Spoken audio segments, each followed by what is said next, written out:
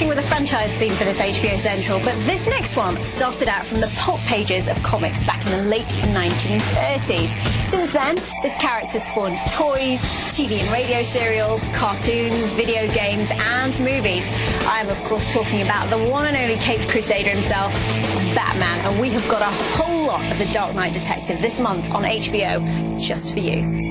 They go by different names, but they have the same agenda. We kill the Batman. Catwoman may look fierce in that whip, but she's got issues. Then there's the Penguin, a villain who is pretty sure of himself.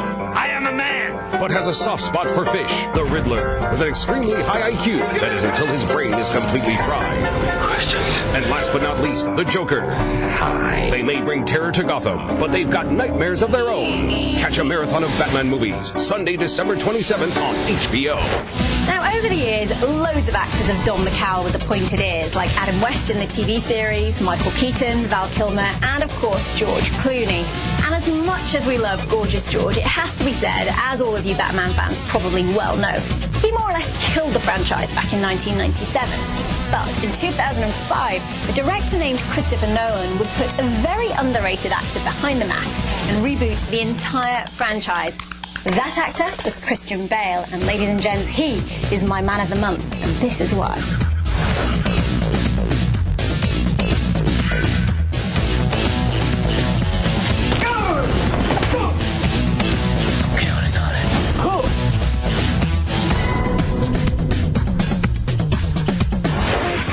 Fairness, after the rave reviews from Batman Begins 4 years ago, it was going to be pretty hard to top that movie. So what did Christopher Nolan go and do? Well, he made it bigger and better, of course. How much better? Well, in a stroke of genius, Christopher Nolan cast the late Heath Ledger to play Batman's arch nemesis, the Joker, a villain whose sole purpose is anarchy. And here we go.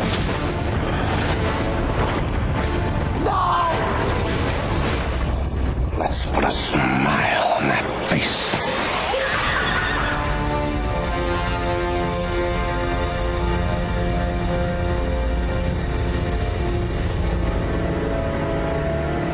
Where do we begin?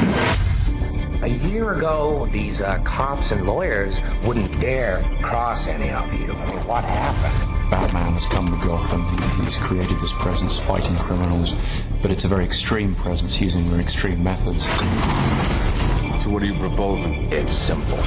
Kill the Batman. Here's my card. Things have not gone the way that Bruce would have liked. And he's realizing that as much as he has helped, that he has also been responsible for escalation. He has new enemies to protect the city from. Targeting me won't get their money back. I knew the mob wouldn't go down without a fight, but this is different. They've crossed the line. You crossed the line first, and you hammered them to the point of desperation. And in their desperation, they turned to a man they didn't fully understand. Evening, Commissioner. Why so serious? The Joker, I mean, he's really the ultimate screen villain. Good evening, ladies and gentlemen. We're tonight's entertainment. The Joker presents Batman with this sort of ultimate test of how far is he prepared to go in order to defeat this criminal. There's a Batman. How do you fight somebody who is bent on destruction, and even if that means self-destruction? Oh, you want to play? Come on. The enemy who has no rules, the enemy who's not out for anything, who can't be understood. To me, that was the most frightening form of evil. Joker has no limits. Batman does have limits. He won't kill. They're fighting mentally as much as they are physically. I've seen now what would have to become to stop men like him. Batman always has that fear, you know, how far has he gone? How many people can you kill to stop people killing people? People are dying. What would you have me do? Endure. You can be the outcast. You can make the choice that no one else will face. Batman must take off his mask and turn himself in. Every day he doesn't, people will die.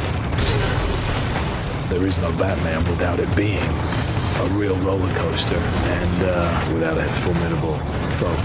Some men aren't looking for anything logical. They can't be bought, bullied, reasoned, or negotiated with. Some men just want to watch the world burn. Come on, Hitman. You either die a hero or live long enough to see yourself become the villain. The night is darkest just before the dawn. And I promise you, the dawn is coming. For me, it's an experience that takes me back to when I was a kid going to the movies and the scope and scale and grandeur that great cinema could have. When the chips are down, these civilized people, they'll eat each other. You'll see. I'll show you.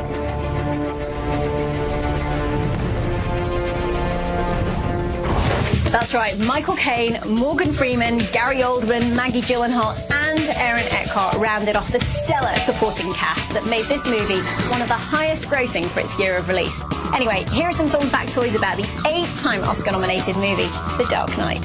Film factoids on The Dark Knight. The film takes place 6 months after Batman Begins ended. This is the first Batman feature film that doesn't incorporate the word Batman in its title. There you go. It's also the first Batman film with no live action or CGI bats. I need a new suit. It's the first Batman movie, both live action and animated, not to feature Bruce Wayne in a tuxedo. Yeah, 3 buttons is a little 90s, Mr. Wayne. And it's the first Batman movie that doesn't feature Bruce Wayne's mansion. Nice when Wayne Manor's rebuilt. Bruce Wayne develops and wears a brand new batsuit in the film. This one was an improvement on the outfit from Batman Begins and made Christian Bale more comfortable, agile, and in my opinion, much sexier in his performance. It was constructed from 200 unique pieces of rubber, fiberglass, metallic mesh, and nylon. Perhaps you should read the instructions first.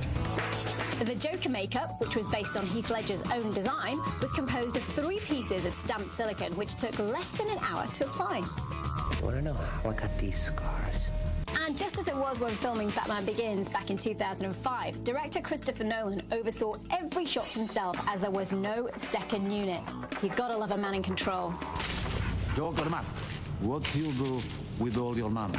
The Dark Knight made more money than Batman Begins' entire domestic run in only, wait for it, 6 days of release. All you care about is money. This town deserves a better class of criminal. The film also holds the record for reaching the $500 million mark, the fastest, after only 45 days. The former record holder was Titanic back in 1997, which took double that, 98 days. In the movie, 39 vehicles are crashed, shot, blown up, bumped, or otherwise involved in some sort of violence in this film, but of course, it did no damage to the environment.